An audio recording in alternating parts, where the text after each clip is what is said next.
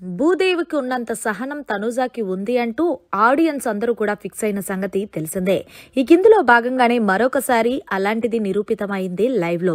అసలు విషయానికి వచ్చేస్తే పొద్దున్నే తనుజాకి తన హ్యాండ్ పెయిన్ అయితే చాలా అంటే చాలా విపరీతంగా నొప్పొస్తుంది. దీంతో రీతు తనకి కిచెన్ పని అదే వంట చేయమని ఇచ్చింది రీతు. అయితే తనుజా పాపం తన హ్యాండ్ నొప్పితో చేయలేకపోతుంది. అయితే హౌస్ లో ఉన్న కంటెస్టెంట్స్ అందరూ కూడా అలా చూశారు తప్ప ఎవరు తనుజాకి హెల్ప్ చేయడానికి దగ్గరికి రాలేదనే చెప్పాలి.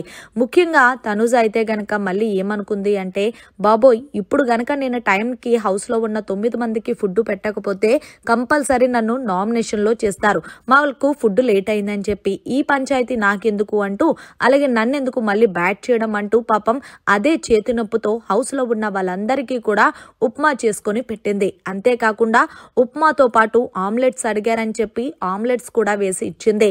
సో ఇక్కడ గమనించాల్సిన విషయం ఏంటి అంటే, తనుజకి హ్యాండ్ నొప్పి వస్తుందని ప్రతి ఒక్కరికి తెలుసు, కానీ సహాయం చేయడానికి ఒక్కరు కూడా రాలేదు. ఒక సుమన్ శెట్టి ఏదో తనకి చేతనైందైతే చేశాడనే చెప్పాలి.